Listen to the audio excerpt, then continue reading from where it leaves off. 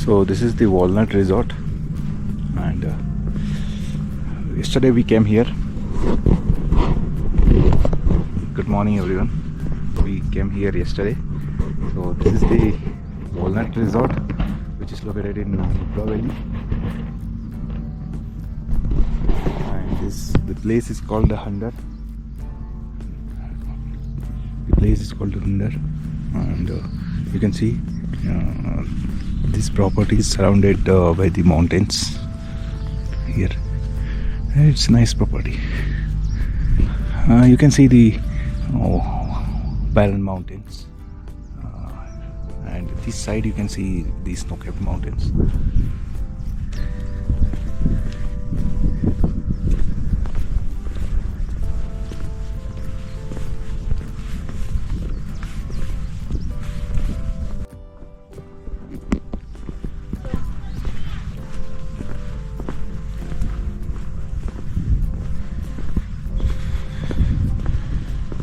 Good morning. So did you sleep properly? Did you get a proper sleep yesterday night?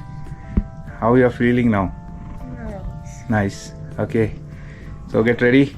We'll have to go to Turtuk.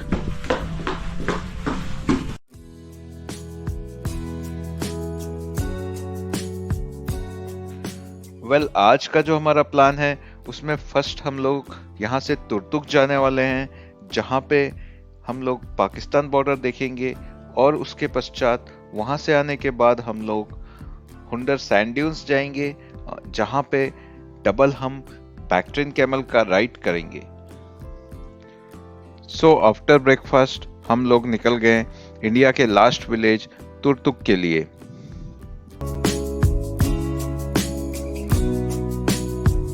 Ladakh की हर सड़क अपने अंदर एक कहानी समेटे हुए हैं, और आज की यह जर्नी भी कुछ ऐसी ही होने वाली है। लगभग 90 किलोमीटर का यह सफर श्योक नदी के किनारे किनारे होते हुए गुजरता हुआ रास्ता, और हर मोड़ पर आपको ऐसे दृश्य देखने को मिलेंगे जो शायद आपने पहले कभी नहीं देखे होंगे। सुबह के समय नुब्रा वैली की ठंडी हवाएं इस जर्नी की शुरुआत को और भी खूबसूरत बना देती है। जब सूरज की पहली किरणें पहाड़ों पर पड़ती है तो पूरा इलाका मानो सुनहरे रंग में रंगा हुआ नजर आता है।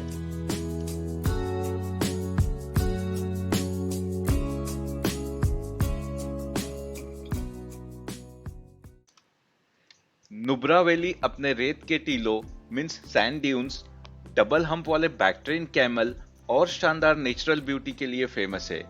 लेकिन आज हम इस ब्यूटीफुल वैली को पीछे छोड़कर एक ऐसे विलेज की ओर बढ़ रहे हैं जिसे लद्दाख का हिडन जेम कहा जाता है। रास्ते में आप यदि ट्रैफिक की बात करें तो यहाँ पे ट्रैफिक लगभग ना के बराबर है। सिर्फ पहाड़, सड़क और प्रकृति का साथ। ऐसे सफर ही असली जर्नी का आनंद देते हैं।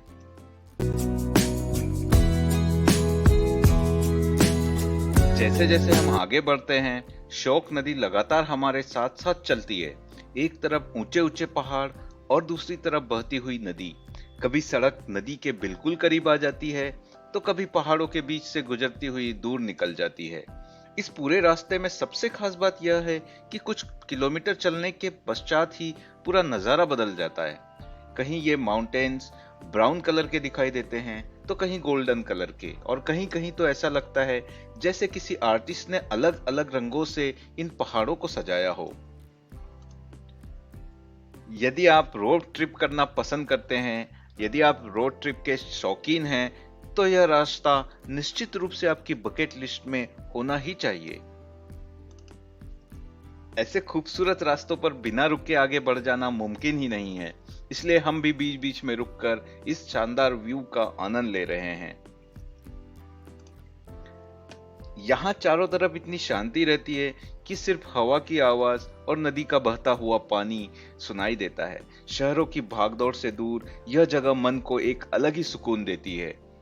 यात्रा सिर्फ मंजिल तक पहुंचने का नाम नहीं है, असली मजा तो रास्तों में छिपा होता है, और आज का सफर इस बात का सबसे बड़ा एग्जाम्पल है।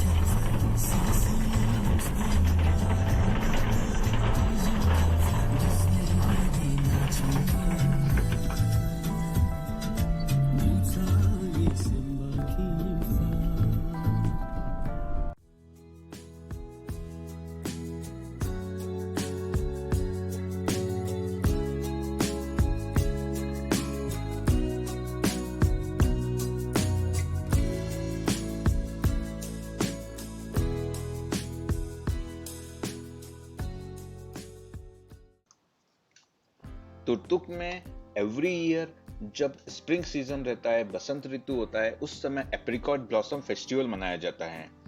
एप्रिकॉट के जो पेड़ होते हैं उस पे सफेद और गुलाबी फूल खिलते हैं जो पूरे गांव को किसी जन्नत जैसा बना देते हैं। पहाड़ों के बीच खिले ये फूल यहाँ की खूबसूरती को कई गुना बढ़ा देते हैं। यह फेस्टिवल सिर्फ फूलों का नहीं बल्कि यहाँ के स्थानीय बाल्टी कल्चर का है। यहाँ के जो लोक संगीत है, यहाँ के जो फोक डांस है, उसका भी उत्सव है। रंग बिरंगे परिधानों में सजे स्थानीय कलाकार अपनी समृद्ध विरासत की झलक प्रस्तुत करते हैं। यदि आप लद्दाख की प्राकृतिक सुंदरता और संस्कृति को करीब से महसूस करना चाहते हैं तो तुर्तुक का एप्रिकॉट ब्लॉसम फेस्टिवल आपको जरूर अनुभव करना चाहिए। यह फेस्टिवल यहाँ पे मोस्टली अप्रैल मंथ में होता है और उस समय यहाँ का आप लोकल फूड भी टेस्ट कर सकते हैं।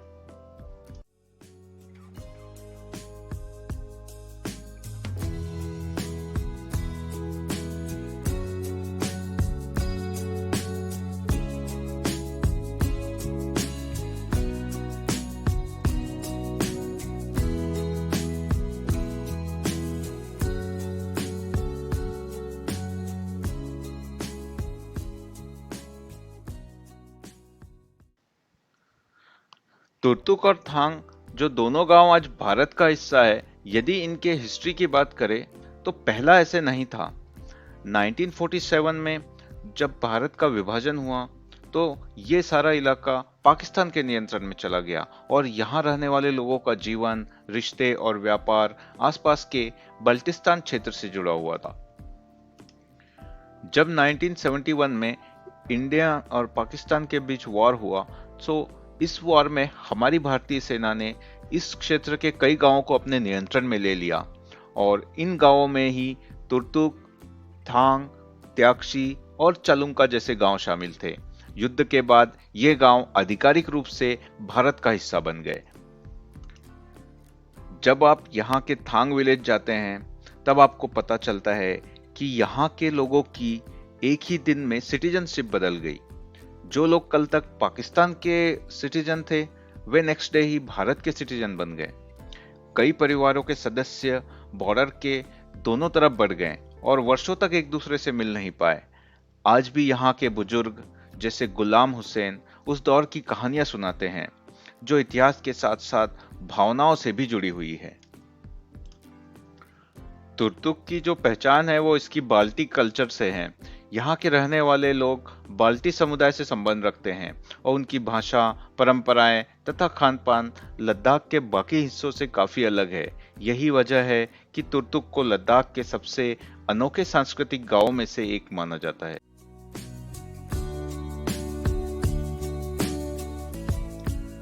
थांग विलेज को अक्सर भारत के अंतिम गांवों में से एक माना जाता है। यह गांव नियंत्रण रेखा मीन्स एलओसी के बेहद नजदीक है। यहाँ से जब मौसम साफ होता है तो आप पाकिस्तान के गांव आसानी से देख सकते हैं।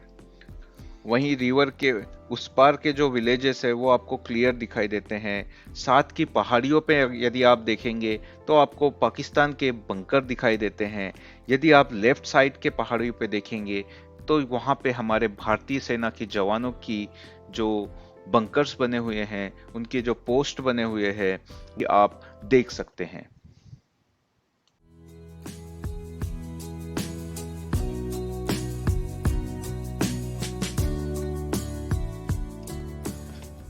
थांग विलेज का महत्व सिर्फ इसकी भौगोलिक स्थिति की वजह से नहीं है बल्कि इसलिए भी है क्योंकि यह हमें उस इतिहास की याद दिलाता है जिसने यहाँ के रहने वाले लोगों की जिंदगी को हमेशा के लिए बदल दिया। आज इन गांवों में शांति है, टूरिज्म बढ़ रहा है और लोग अपने पारंपरिक जीवन को संजोकर आगे बढ़ रहे हैं, लेकिन इनके पहाड़, इनके रास्ते और कहानियां आज भी 1971 के वार के उन ऐतिहासिक दिनों की गवाही देती है।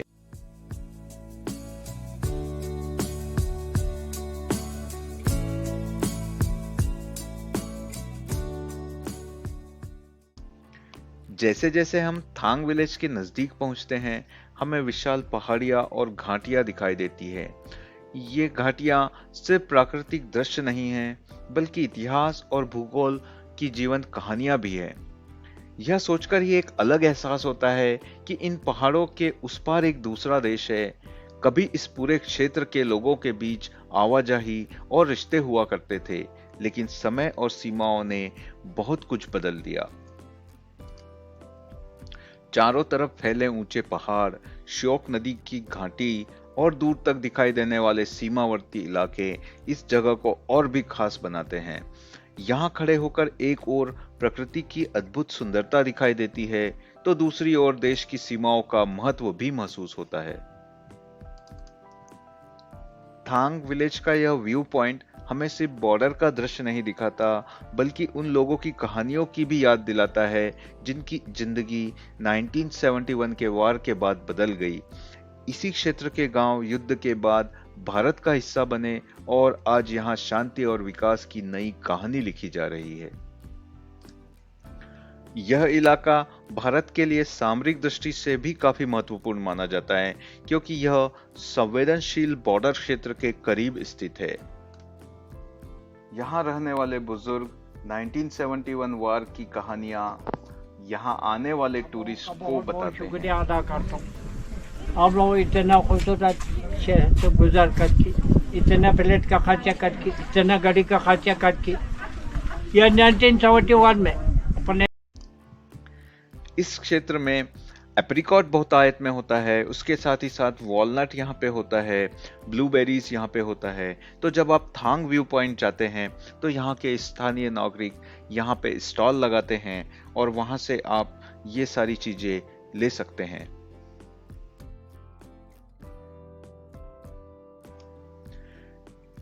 थांग की वादियों में आज तिरंगा लहराया है, वीरों के बलिदानों ने यह गौरव दिलाया है। कड़ाके की सर्दी हो या तपता हुआ आसमान, सीने पर गोली खाकर भी रखते देश का मान। थांग की इस धरती पर जब तिरंगा मुस्कुराता है, हर भारतीय का सिर गर्व से ऊंचा हो जाता है। आओ नमन करे उन वीरों को दिल से बार बार, जिनके कारण शान से लहराता है तिरंगा हर बार।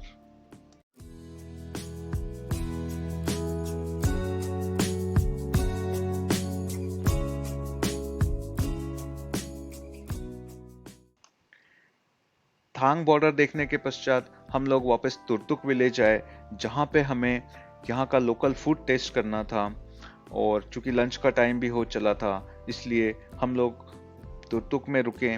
और यहाँ पे जो यहाँ की लोकल शॉप्स है, वहाँ पे आपको एप्रिकॉट के प्रोडक्ट्स मिलेंगे, सीबकथॉर्न मिलेगा, तो वहाँ पे आप इसका जूस भी ले सकते हैं। और इसके साथ ही आप यहाँ के दूसरे ऑर्गेनिक प्रोडक्ट्स भी ट्राई कर सकते हैं।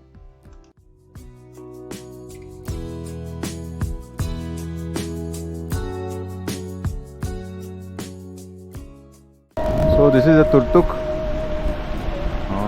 ये पहले पाकिस्तान में था, लेकिन 1971 का जो वॉर हुआ था उसमें इंडिया ने पूरा पोर्शन कैप्चर कर लिया था। तो इंडो पाक का वॉर हुआ था, उसमें इंडिया ने ये पूरे पोर्शन को कैप्चर कर लिया, तो तुर्तुक फिर इंडिया का पार्ट हो गया।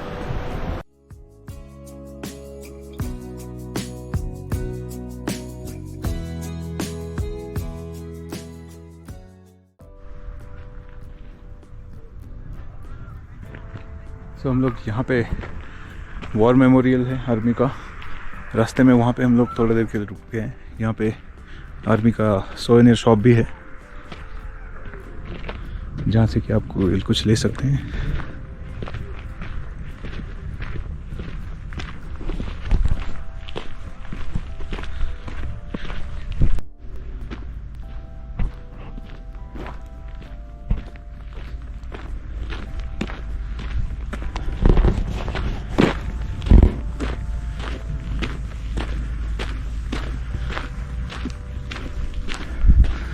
और ये यहाँ पे वॉर मेमोरियल बना हुआ है, ये आप देख सकते हैं।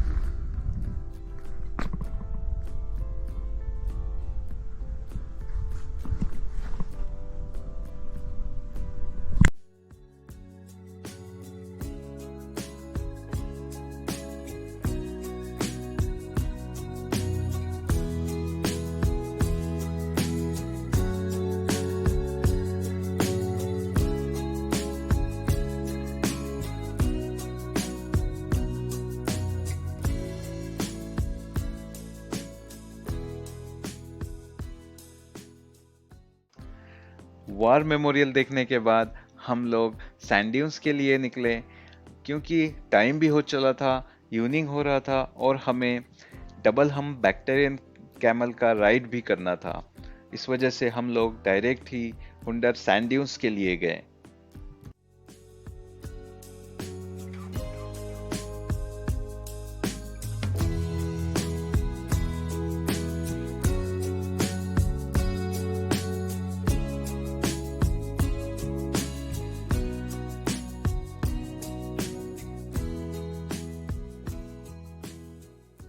और अब लिशा और पिशा जा रहे हैं कैमल राइड करने के लिए, राइट? ओके, चलो।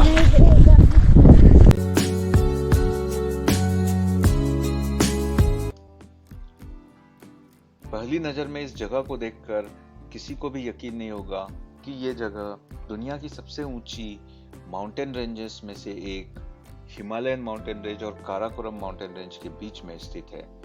एक तरफ गोल्डन सैंड ड्यून्स है और दूसरी तरफ स्नो कैप्ड माउंटेन्स। यह नज़ारा नुब्रा वैली को दुनिया की सबसे अनोखी जगहों में शामिल करता है। आपको शायद ये पता ही होगा कि नुब्रा वैली को पहले प्राचीन सिल्क रूट का महत्वपूर्ण हिस्सा माना जाता था। सदियों पहले व्यापारी इसी रास्ते से भारत, तिब्बत, चाइना और सेंट्रल एशिया के बीच व्यापार किया करते थे और रेशम, मसाले, ऊन और कीमती सामान लेकर कारवां इन पहाड़ों को पार करते थे और इन्हीं व्यापारिक कारवों का सबसे भरोसेमंद साथी था बैक्ट्रियन कैमल, यानी डबल हैम्प वाला कैमल। आपको वर्ल्ड के ज्यादातर हिस्सों में सिंगल हम्प वाले कैमल दिखाई देंगे, लेकिन नुब्रा वैली में पाए जाने वाले बैक्ट्रियन कैमल के 2 हम्प होते हैं। माना जाता है कि ये कैमल सदियों पहले मध्य एशिया से यहाँ आए थे और सिल्क रूट के व्यापार के दौरान इस क्षेत्र का हिस्सा बन गए। इन कैमल की सबसे खास बात यह है कि ये बेहद ठंडे मौसम में भी आसानी से रह सकते हैं। जहाँ सामान्य कैमल गर्म रेगिस्तानी इलाकों में ही पाए जाते हैं, वहीं बैक्ट्रियन कैमल लद्दाख जैसे ऊंचाई और ठंडे वातावरण में भी खुद को अनुकूल बना लेते हैं। जैसे जैसे कैमल धीरे धीरे रेत के टीलों के बीच आगे बढ़ता है, ऐसा महसूस होता है जैसे हम समय में पीछे चले गए हों। चारों तरफ फैली शांति, दूर दिखाई देते पहाड़ और कैमल की धीमी धीमी चाल इस सफर को बेहद खास बना देती है। नुब्रा वैली के बारे में एक रोचक तथ्य यह है कि नुब्रा वैली का ये डेजर्ट किसी सामान्य डेजर्ट की तरह नहीं बना है। साइंटिस्ट की अगर माने तो हजारों साल पहले यहाँ ग्लेशियरों और नदियों द्वारा लाई गई रेत जमा होती गई, जिससे ये सैंड ड्यून्स बने। यानी यह रेगिस्तान प्रकृति की एक अनोखी भूगर्भीय प्रक्रिया का परिणाम है। नुब्रा वैली का जो एल्टीट्यूड है, ये सी लेवल से लगभग 10,000 फीट के ऊंचाई पर स्थित है। इतनी ऊंचाई पर डेजर्ट का होना अपने आप में एक दुर्लभ प्राकृतिक घटना है। यही वजह है कि इसे अक्सर कोल्ड डेजर्ट यानी ठंडा रेगिस्तान कहा जाता है। सनसेट के समय यहाँ का नजारा और भी मनमोहक हो जाता है। जब सनरेज सैंड पर पड़ती हैं, तो यहाँ का पूरा इलाका गोल्डन रंग में चमकने लगता है। कैमरे में कैद करने के लिए यह एक परफेक्ट जगह है। लेकिन सच कहे तो यहाँ की खूबसूरती को सिर्फ तस्वीरों में नहीं, बल्कि अपनी आंखों से देखने का एक अलग ही आनंद है।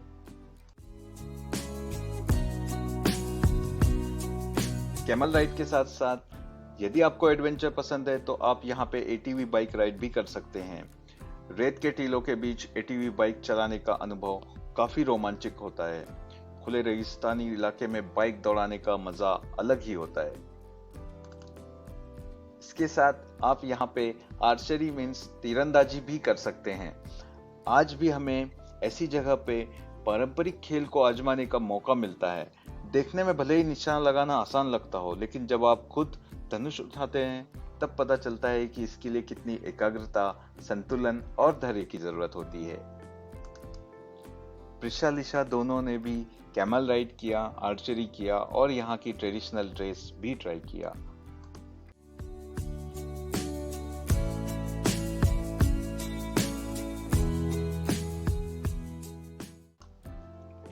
बैक्ट्रियन कैमल राइड, रोमांचक गतिविधियां, सुनहरी रेत और चारों तरफ फैले शानदार नज़ारे, यहाँ का हर पल एक नई याद बन जाता है। यह जगह हमें याद दिलाती है कि लद्दाख सिर्फ बर्फीले पहाड़ों की धरती नहीं, बल्कि अनगिनत आश्चर्यों से भरी एक दुनिया है।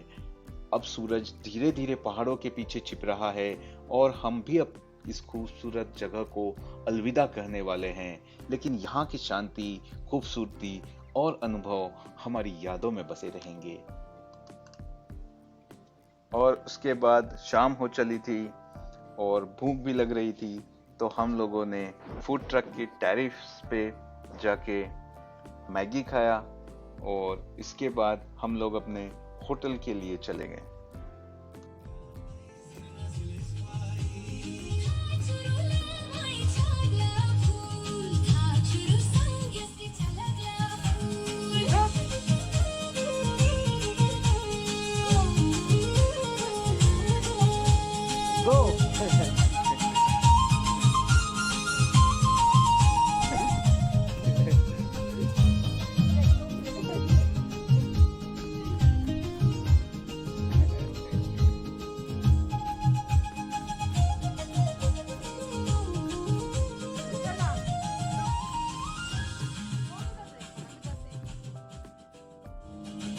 Go, Lisa, go.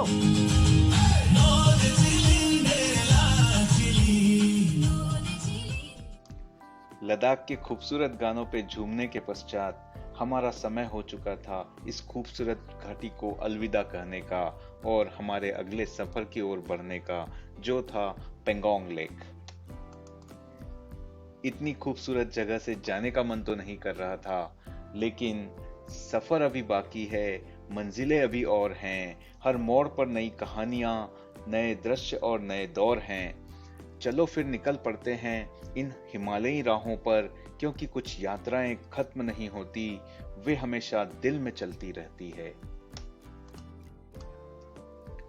धन्यवाद नुब्रा वैली इन खूबसूरत यादों के लिए। मिलते हैं अगले व्लॉग में, जिसमें मैं आपको पेंगोंग लेक के बारे में बताऊंगा। Thank you for watching.